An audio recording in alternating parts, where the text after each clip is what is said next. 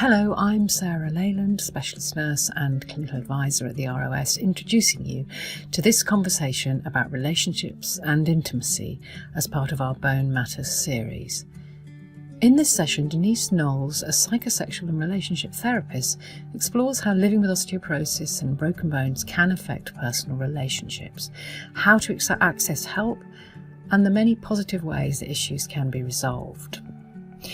Before we start this recording, just to say it does contain some intimate discussions which may be unsettling or sensitive for some people.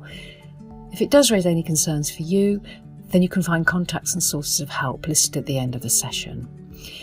It is 50 minutes long, so we suggest popping on your headphones and settling down for a concentrated listen. And if you like what you hear, you might like to share it with a partner, so that they can understand too the complexities of maintaining intimacy whilst dealing with any of these issues surrounding osteoporosis.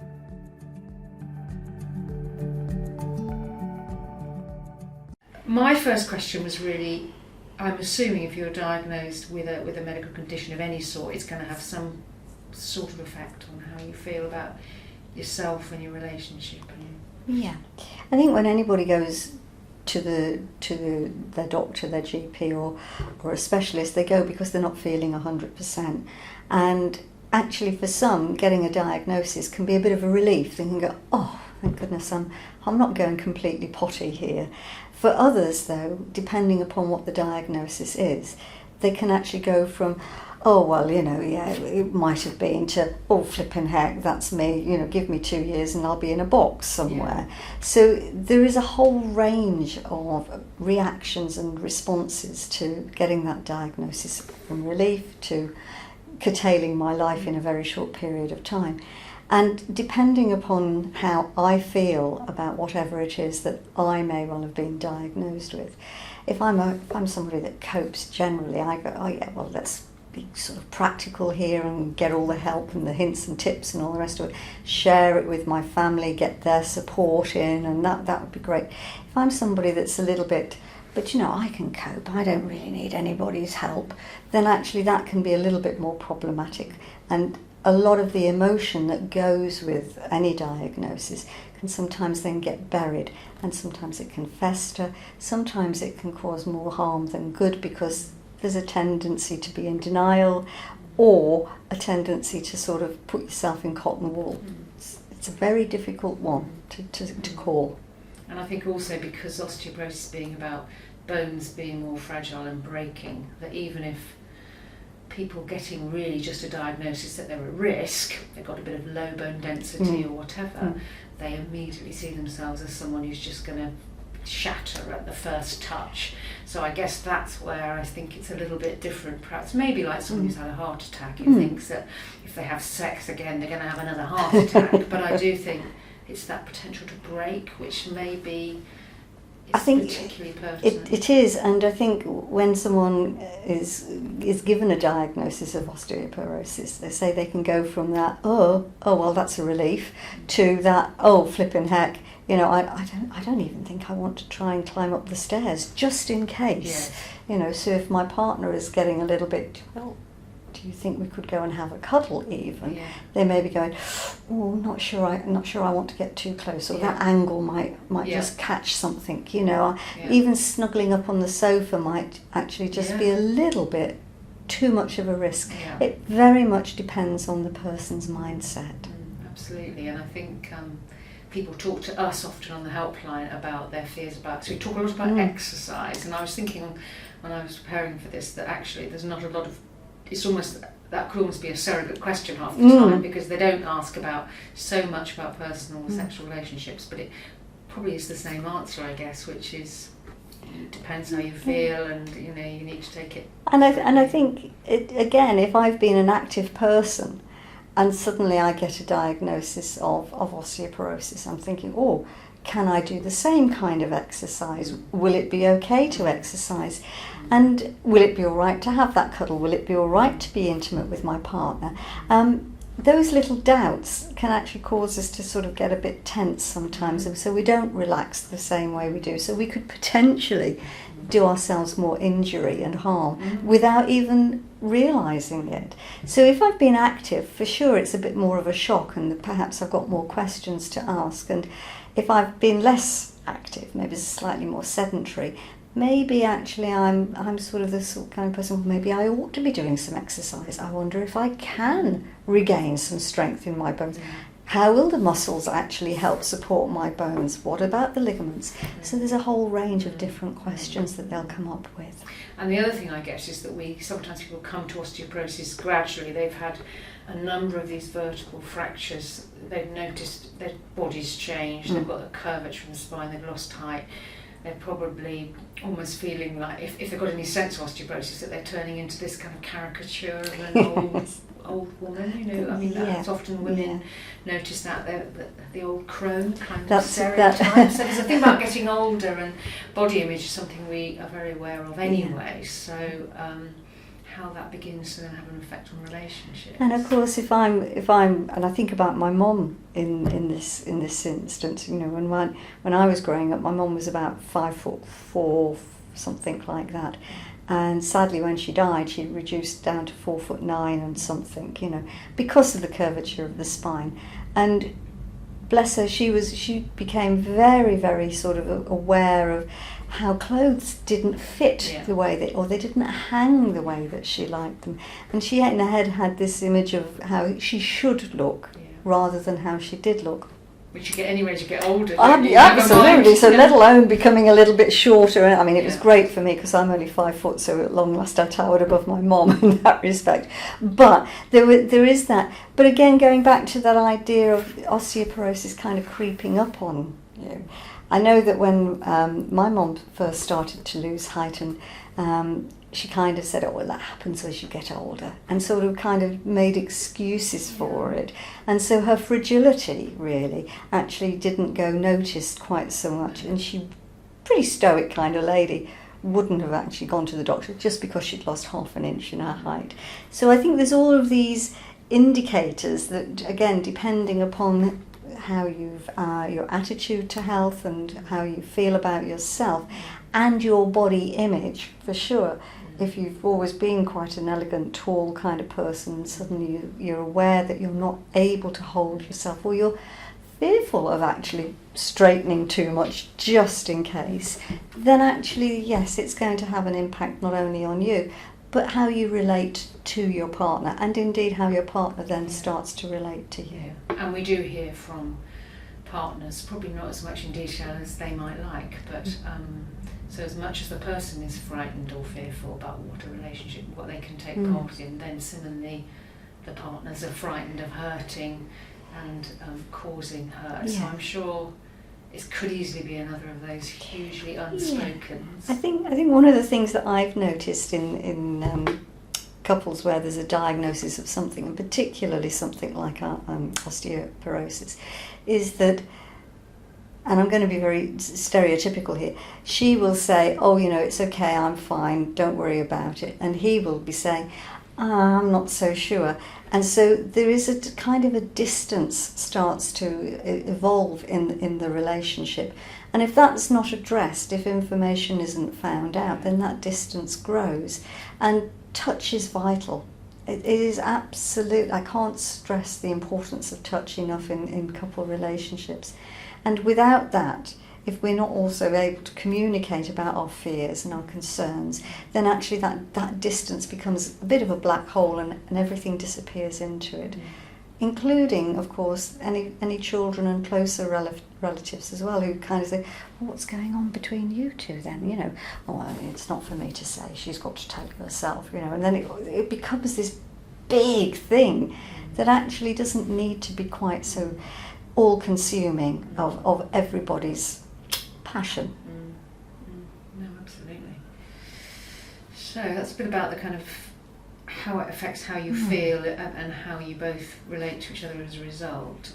So moving on a bit to specific fears, there's the fear of fracture, which we've talked about a bit, which could be real, because you could be someone who's breaking bones real, and we do hear some people who, you know, the slightest thing they do does cause a fracture, but then there are people who probably don't need to worry. You know, they've got a slight increased risk in the long term, but in the here and now, they could probably carry on. This is what we say with exercise, perfectly normally. But so perhaps it's about getting a bit of information and putting things into context. I think just linking that with what we've said about receiving a diagnosis.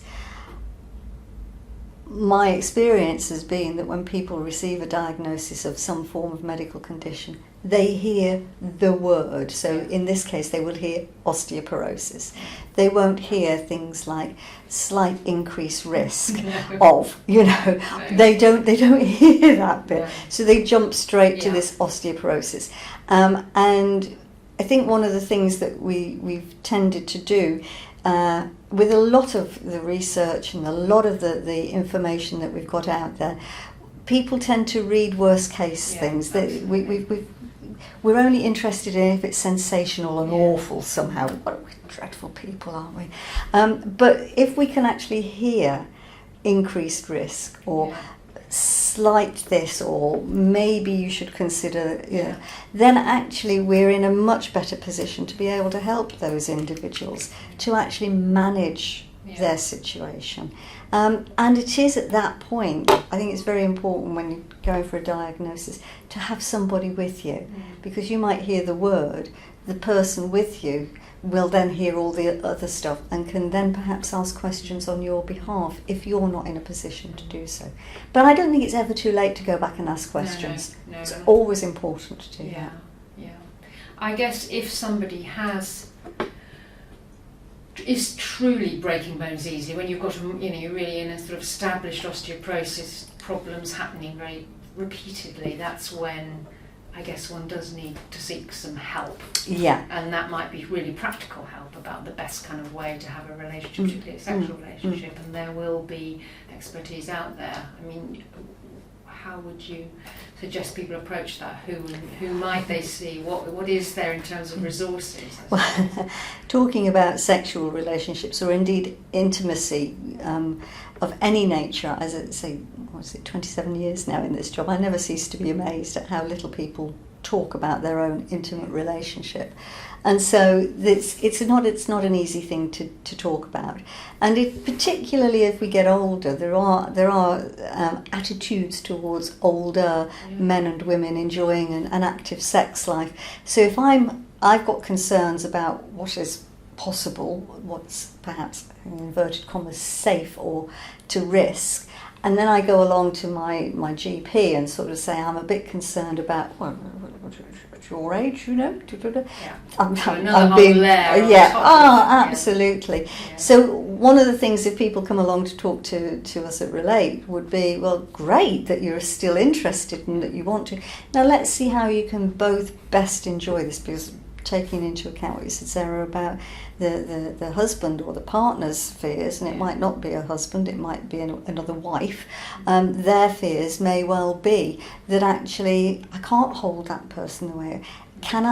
Is it all right to move their arm or their leg or twist their back a little bit, So there is an awful lot that needs to be talked about around the fears and the concerns before we actually get maybe into the practicalities. And a lot of that can be layered on top of a good knowledge of myself, how I feel about my own body, and also what the medical profession has told me, and what other information is out there too as well. You have to become an expert in your own self. Yeah, you do. And I suppose, so presumably what you're saying is some kind of counselling, some kind of something like Relate are going to offer a different approach to the one you're going to get when you go. Well, I mean, lots of people still do, don't they, go to their doctor. It's their first point of call. But I'm sure many would not profess to have any expertise at all. And I think for me, there is a danger of us over-medicalising things, A lot of men, for example, with erectile dysfunction are looking for an organic or a medical reason for that happening, because suddenly that can be fixed, maybe with a pill or a potion or otherwise. But when we're talking about something like osteoporosis, which is not fixable per se, but can be managed, actually it's one of those areas that both partners need to be involved in, and they need to be able to talk about it with somebody that's not going to be judgmental or not going to say, oh, for goodness sake, what do you want to be doing that stuff for, really? You know, because as I've said earlier on, touch is vital, and if we stop touching and wanting to be with one another, feeds into the idea of body image. If I'm feeling pretty grim about myself, or I'm not happy with what's happening to the shape of my body, and my partner doesn't want to touch me, that just feeds into that concern that I have about becoming more and more unattractive. So I cannot extol the virtues of touch and staying close enough. But of course, being able to talk to somebody about those fears and just saying, well, you know, let's just check out where you're at. Let's work in conjunction with the information that you've got from the medical profession, with the state, if you like, that you're at, and then let's go for it. It's quite a big step, isn't it? I was thinking to actually go and ask for help, because something you said to me last time was interesting, was that you've never just got one thing that's in a relationship, and often there's a whole, you know, all of us have got a whole host of other things going on all the time. So when this, maybe one could even say that this was an opportunity when something like this happens to focus on one bit, but there's going to be a whole lot of other things too. You know, I think if you're in a couple relationship where you've been very practical, you've been a great team, you run a fabulous house, you've got jobs, the kids are growing up or grown up and left home, you've been a fab team, but maybe you've not communicated too well on an emotional level. Suddenly when you get something like this come into your life, then there's a whole new level of communication that's needed. So for those couples that have perhaps not shared how they felt about certain things in a constructive manner, coming along with this may well actually be something very difficult that exposes that lack of communication, or the lack of skills in communication, lack of integrating something else into their lives, something unexpected as well. So, and it changes the balance, doesn't it? Massively. I imagine. I was thinking that, well, I guess a lot of things change in life as to do that, but certainly when somebody's suddenly got something. Yes, it's difficult to perhaps stay as a couple sometimes, because I can become the patient and you can become my carer, and that dynamic in a relationship goes on, and I'm not saying it's a bad thing and it shouldn't happen, but actually when it comes to sex and intimacy, it can actually cause a bit of a block, because actually I'm looking after you in a caring role as opposed to looking after you and being supportive of you as your lover, as your friend, as your everything else. And I've known lots of couples where actually that's been just too much, and they've been either very good in saying, right, well, we need to get carers in to do this and this, so that I can remain in the position of your partner, your lover, your friend, etc., etc. Which people sometimes don't think about. No, you don't. No. You don't think. You sort of forget that you have different roles to play, and it's not always possible just to mix them up. So I was talking about fear. We've talked quite a bit about fear of fracture, and that sometimes that's a real fear and sometimes it's not. And I guess if it is a real fear and you are fracturing, then you may need to seek help, both emotionally, but I mean practically. There are organisations that do have very sort of specific practical advice about how you might have an intimate relationship. But the other thing was fear of pain. So we're thinking now of people who've probably had fractures, particularly I'm thinking of people with a long-term pain problem, usually because of vertebral fractures. So pain has become part of their life, and I suppose inevitably that's going to have all sorts of potential problems. And I just wondered how people might approach that, what might help. I think if you're in pain for any length of time, even if it's only for a day or two, I know when people get terrible migraines and things, they can be wiped out for 1 or 2 days. But when you're living with it on a daily basis and you're aware that there's not really much respite from it, suddenly it becomes a very unwanted lodger that you've got living with you. And you can become a bit tetchy. Sometimes it can create problems with sleep as well, and if I'm not getting a good night's sleep, then I'm going to wake up less refreshed, I'm going to be more kind of niggly with anybody and everything around me. So I think it's very important to know your pain and to actually be able to sort of talk about it as well.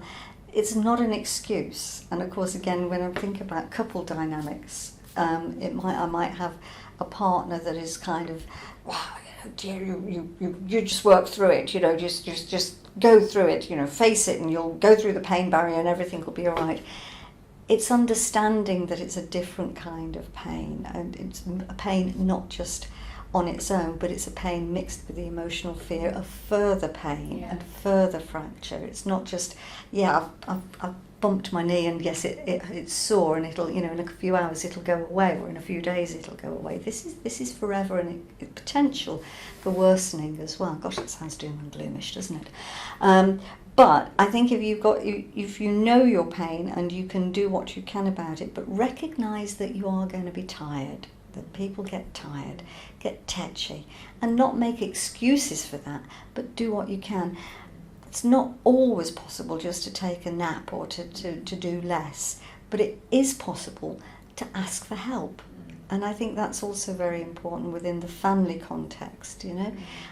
A lot of grands, nannies, you know, are worried about picking up their children. They're worried about their grandchildren coming round because they're frightened of getting knocked, or they're frightened of, actually they don't want to be seen as manky nanny, you know, they want to be seen as loving nanny and caring and always being able to be active and doing things with them.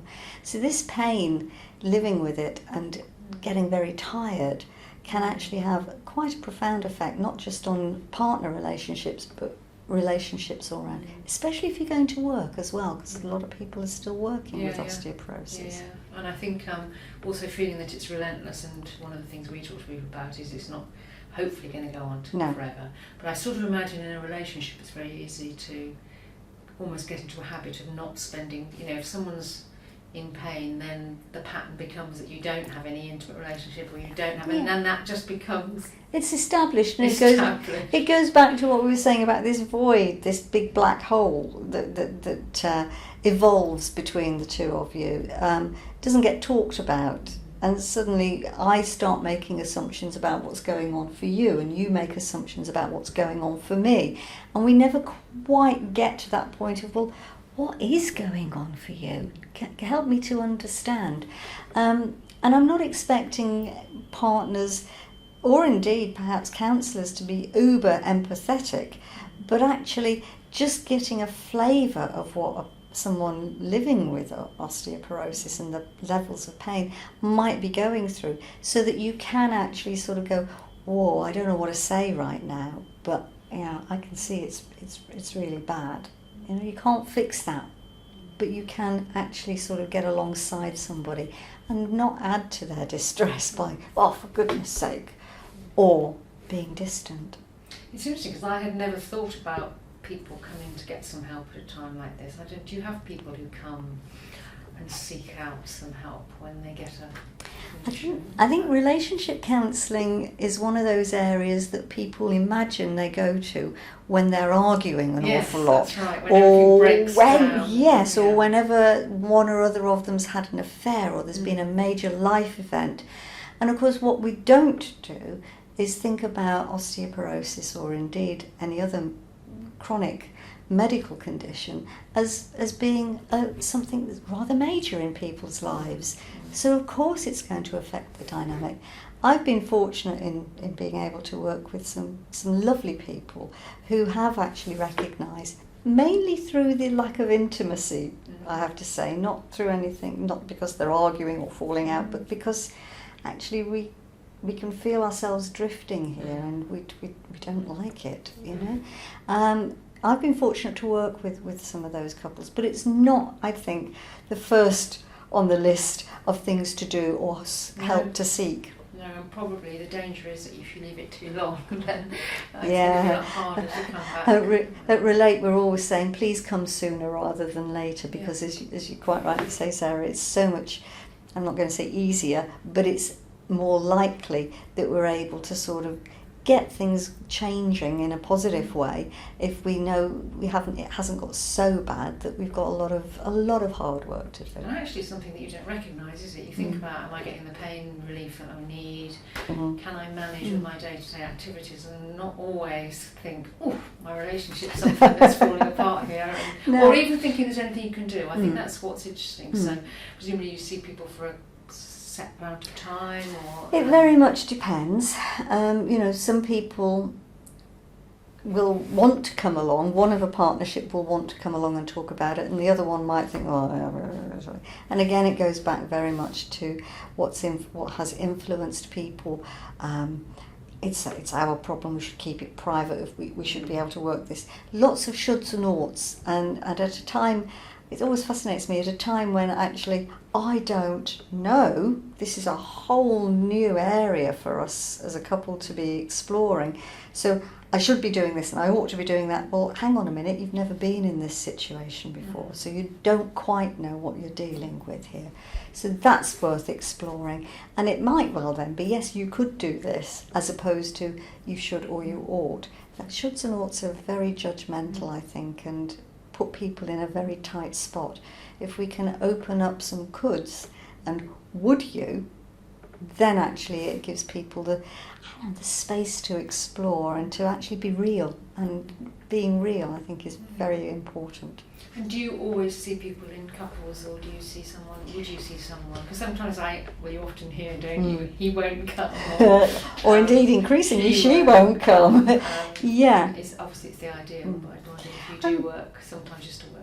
I think it's really important for anybody, if they're experiencing some emotional difficulties or psychological difficulties, to get the help that they need. And it's great if a partner would come along, especially if it's a partner problem, a problem for the partnership. And there's been lots of good research coming out lately that shows that couple counselling has been great for alleviating depression and the levels of depression. So, if we look at that, then actually why would couple counselling not enhance a good a relationship where perhaps there is a medical problem? But it's about recognising that whilst someone may have osteoporosis, whether there's at a greater risk of, or they are already experiencing a great deal of pain, that actually the person with that may well have all those horrible symptoms, but it is causing an issue for the relationship. And if the couple want the relationship to survive, then it becomes an issue for the couple, not just for the person. Oh, well, if you didn't have that, then we would be okay. That's not going to help. It's we have this in the relationship. You're carrying all the symptoms, as I've said, but we have to work out how we can manage it in our relationship. And that's where Relate can be very, very effective. And you may only come for one session or 2 sessions. You may come for a great deal longer than that. And I am fascinated by the number of partners, and I'm not coming. And then kind of vicariously they're counselling because the partner goes home and says, well, we talked about such and and what did they say? And or maybe I'll come along next time. Yeah? So there are ways of people joining in with the counselling, but for sure, if you've got problems, emotional or otherwise, then seek help about that as well as the medical side of things. And so thinking a bit more about pain, I'm thinking particularly about people who've had fractures. I was thinking about depression as well as mood. So presumably if you've got a long-term problem with pain, you can very often, your mood can get very low, and that can then affect a relationship. I think some folk can be somewhat more predisposed to low mood than others. And of course it fits in. We have to look at how they've grown and what has influenced them. If I've grown up with a mother, for example, that's full of anxiety, then I'm likely to be a little bit more anxious about things than if someone had grown up with someone who's going, yeah, I can see we've got an issue here, right, let's see how we can manage it and go on from there. So I think if I'm living with pain a great deal, as we've mentioned before, I am going to be a little bit more tired. But also, I might actually, my mood may be depressed. I might not be depressed, but my mood could be depressed for periods of time, and I might have a better day, or I might not have such a good day. And I think it's important again to recognise that, and to sort of, if it becomes a long-term issue, if you notice there's a pattern to it, it may well, again depending upon age, have something to do with the menstrual cycle, for example, and hormones and the like. But it could also be that actually your pain is just becoming a little bit too much and you're not managing it as well as you could. And other people's reactions to you, the way people respond to you, can also lower your mood. You might get a bit cross, stop fussing, leave me alone. I can do that. Just don't make me more of an invalid than I already feel I am with this. Just let me try, and if I need, I can actually come and get the help or ask for help. So all of these they may seem small things, can contribute to lowering your mood. And I think it's really very, very important to recognise when your mood is low, and perhaps when it's not quite so low. And then I guess if you are in low mood for a long time, that is going to impact on your relationship with another person. And that's right. And presumably desire and all arousal and all for those things. Sure. Are so tied up. If I'm tired, or if my mood is low, and I just I often when we talk about depression or low mood, people will compensate in other ways. They may perhaps drink a little bit too much. They may eat a little bit more. They may stop eating, which of course has an impact on their image of themselves as well. So we have to take all of these other things into account as well. So if my mood or someone's mood is low for any length of time, for sure, it's going to impact upon, we haven't been out for a walk for I don't know how long. Or you never seem to want to go to the pictures anymore. It's getting a little bit boring just being in this relationship.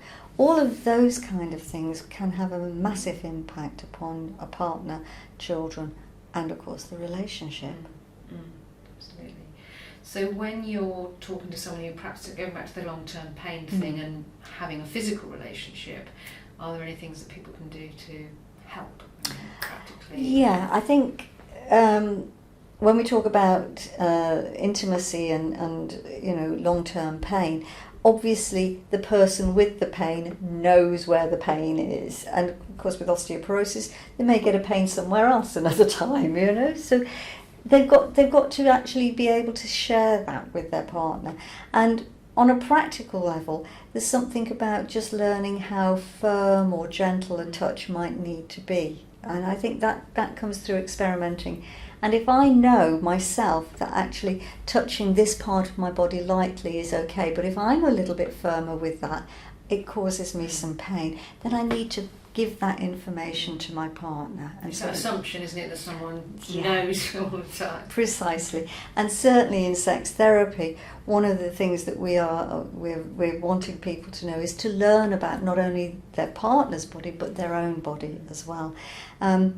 And certainly what I have found that a lot of people will sort of set up something I call a mutual protection racket. I won't say anything because clearly they're enjoying it. I might be lying there going, oh, that's killing me, get off. But I'm not going to say anything because I want them to enjoy themselves. That's not going to be helpful in this situation, or indeed in any situation. So it's very important to be able to work out how I like to be touched. The firmness, the gentleness, the strokes, the whatever. And it might even be that it's not just being touched with a hand, it might be about kissing as well. It might also be about actually, do you know what, having a little baby brush or something a lot on my skin feels really nice, and that I can cope with. A little bit firmer, I can't be doing it. So a bristly brush might, an exfoliating brush might be enough, but nothing else. And that's interesting because massage is something we get asked about just generally anyway. Yes. People worry, they think massage is going to cause a fracture in their back, and we say that, well, something deeply manipulative is probably not a brilliant idea, although it's probably fine for many with a low bone density, but that the gentle massage in itself can be hugely helpful for pain. So that being part of the relationship, you can see how that might and it also helps with the body image issues. My partner still wants to touch me, and it also helps with them to, the ability to relax. And when we're talking about intimacy, I think it's so important that people can relax. And if I have osteoporosis, if I have any fears about the pain, if I have any fear about fracture, actually I'm going to tense up, so I'm not going to relax quite as much. And if I'm tense, then there's more likelihood that a fracture could occur. But actually, you know, there is something here about just being able to relax, and a gentle massage, knowing how I like to be touched, helps to relax, helps with that connection, and it can actually lead on to something perhaps a little bit more exciting. But it's about being able to communicate the how I want to be touched, where the pain is. And then of course if there is pain and you need support, then knowing how to use pillows and how you use cushions, even down to the firmness or the softness of your mattress or the furniture that you're sitting on in the lounge. It's about actually trying these things out, seeking some advice, looking around and seeing what is available. I'm not just switching off from it. I'm not just going, that's no good. Lie there and think of Great Britain, or, you know, it's not going to work. It doesn't work full stop, let alone when you're battling in your own mind the fears and the pain. And I guess also it's a little bit, it's that resistance to anything that involves any planning. You know, I think people like to think everything's completely spontaneous, but you might need to take some pain relieving drugs, or you might. For sure, you know, and one of the things that I've often said is spontaneity needs planning. You know, in any part, if I might say, oh right, I haven't got anything planned for the weekend, so we can be spontaneous. You know, so it might be that we wake up on Saturday morning and actually my pain level's not too bad, or let's go for a walk. You've spontaneously said let's go for a walk, but what you have planned is not to do anything else. And I think that's very important. One of the things about spontaneity is having time to be spontaneous. You have to plan the time in. And that's true also of our intimate relationships. You know, actually I know that perhaps we're going to spend time together tonight, but not to be thinking, oh, we're going to have sex tonight. Just think we're going to spend time together tonight. Maybe it's having a gentle massage. So I'm actually going to make sure that these things that I want to get done are done. Or indeed, perhaps what I need to do is make sure that I have a bit of a rest, so that I'm not as fatigued this evening, so that I can enjoy that. So it feels sometimes a little bit planned and diarised, but actually it helps very much to reduce that void, to reduce that distance between you. And also I was thinking it's about taking a risk, isn't it, to even raise the subject. I was thinking that, you know, it feels like a natural thing to talk about, but we're just saying how it's quite hard to do it anyway, and somebody might have to take the plunge. Having a third party, and certainly in Relate, actually, across all the services that we offer, not just in this area, but it's actually having that third person there that can not act as a conduit, because that's not what we would aim to do. The aim would be to get the couple to talk to one another, but to actually sort of be there to kind of ask questions, be curious about. So when she said this, what did you understand by that? When he said that, what went through you? You know, so that they get to hear the impact of their words, and we get rid of all of these assumptions. We get down to actually what it is that is needing to be said, needing to be heard as well. And I think often I have been referred to as a referee, I have been referred to as a mediator, a busybody at times, but actually just knowing that they can say what they want to in a safe and confidential environment, I think is vital.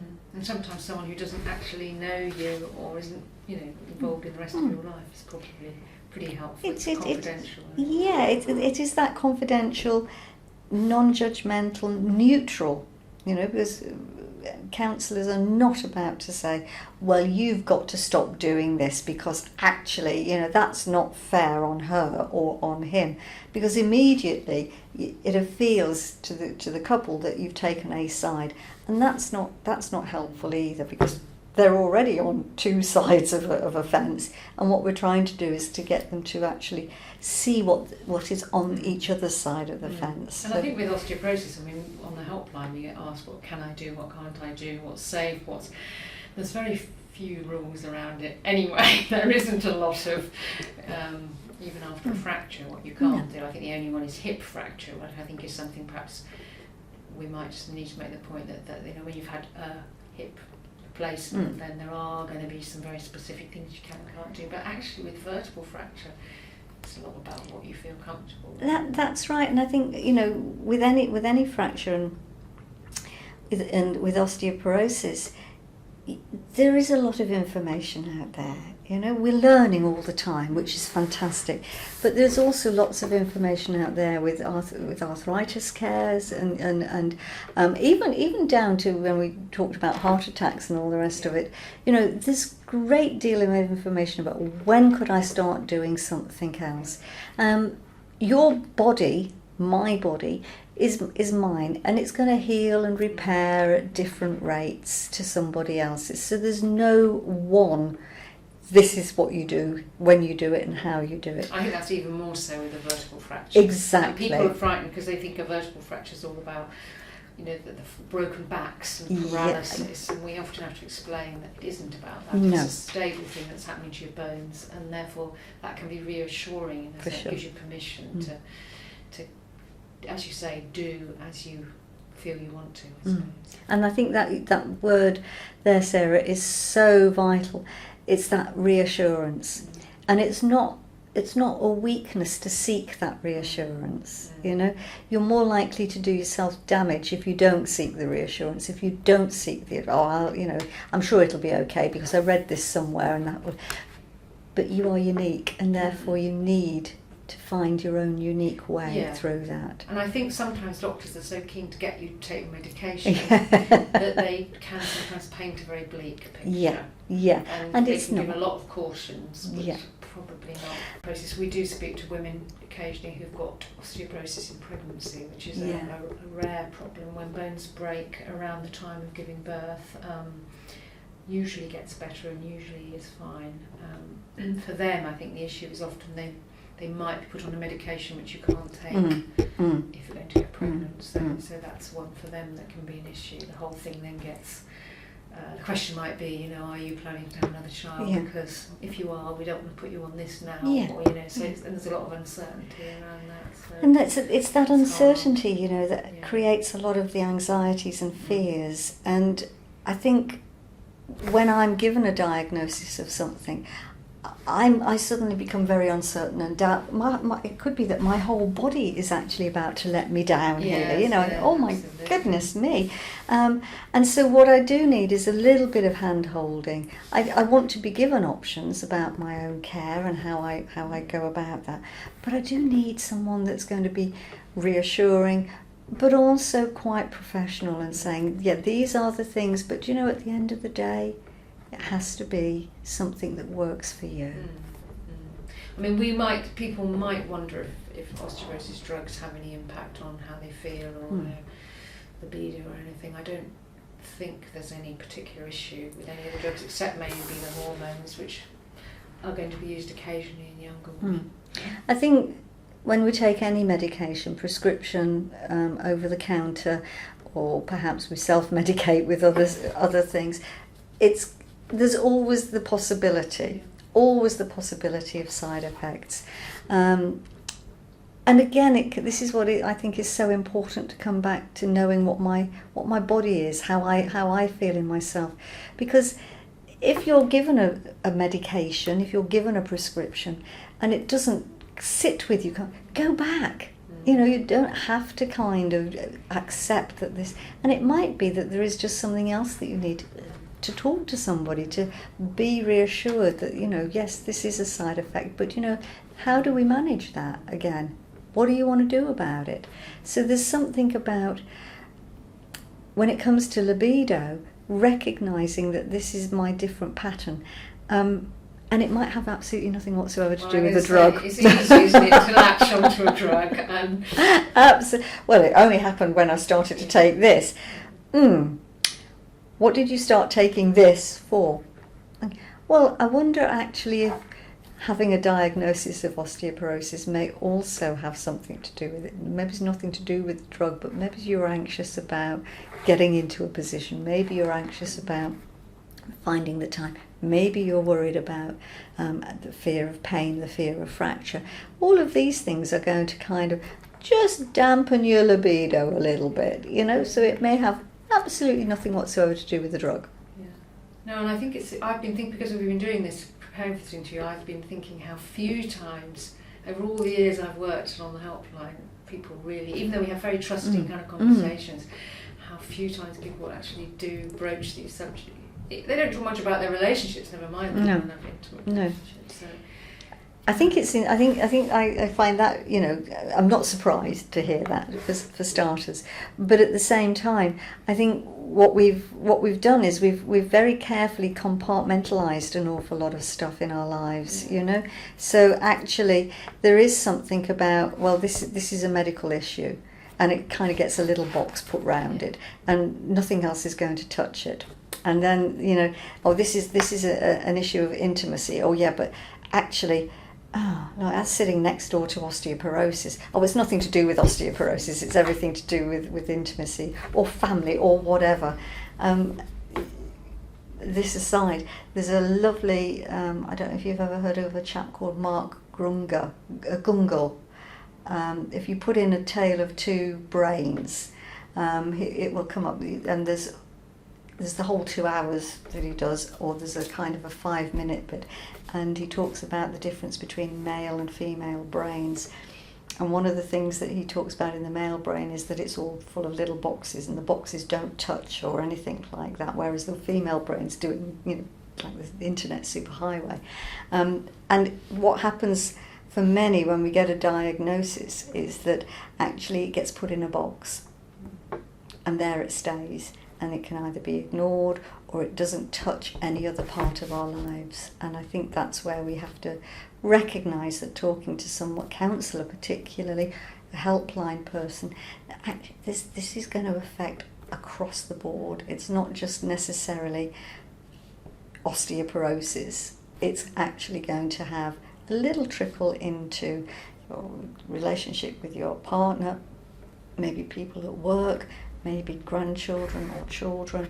It's there, and I think to put a healthy ring fence around it, fine, but actually to ignore it is not so fine. Equally sensationalising it ain't going to help either. Well, I think with osteoporosis, because it's got a name now, sometimes yes. I wish we'd never given it a name, but we did, because it gives people this something that they have become, and then that almost we can't get away from that now. We then have to unpick it a bit and look at, well. But I think it's important, again, oh right, so you've got osteoporosis, oh dear, you've got MS, okay, you're living with it.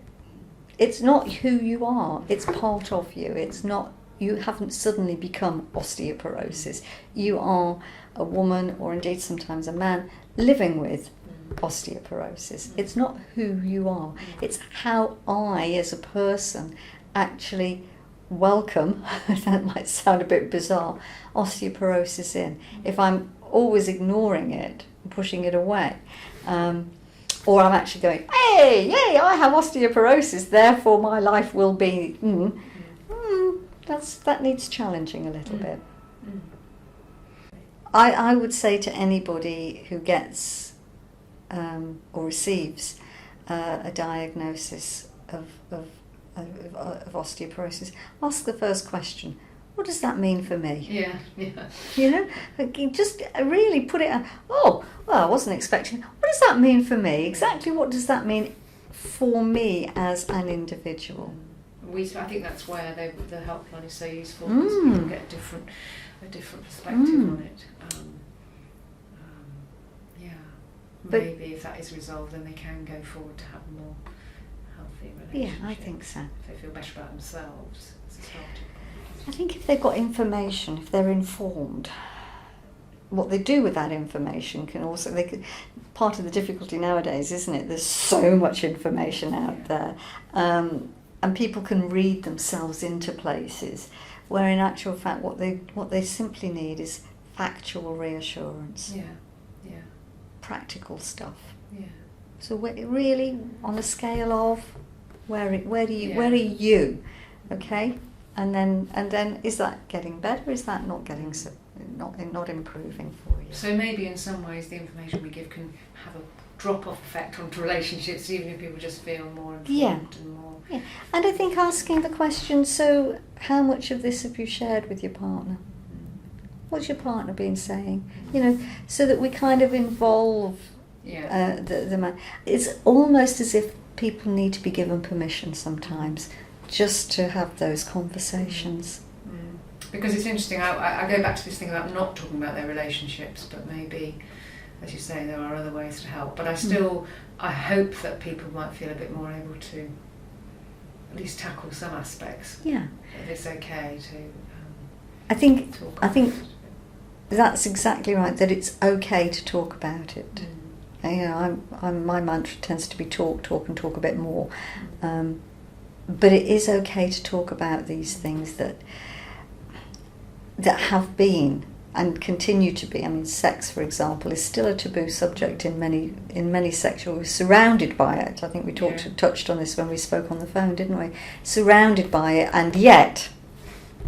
And so when there's an awful lot of publicity around osteoporosis or something like that, maybe sometimes when it comes down to the couple themselves, we know all about this, but do we know how it's impacting on us as a couple? Also, the expectations are so high now, aren't they? Is that everybody's going to be incredibly sexually active through to the day they die, and that that nothing's going to change as long as we stay beautiful and and and that obviously is not one. No, and I think, thank goodness it slows down a bit, because we'd all be not living very long. Because when we first meet somebody, it's all guns blazing, really. But later on in life, sensuality becomes a very much more important thing, regardless of whether there's osteoporosis involved.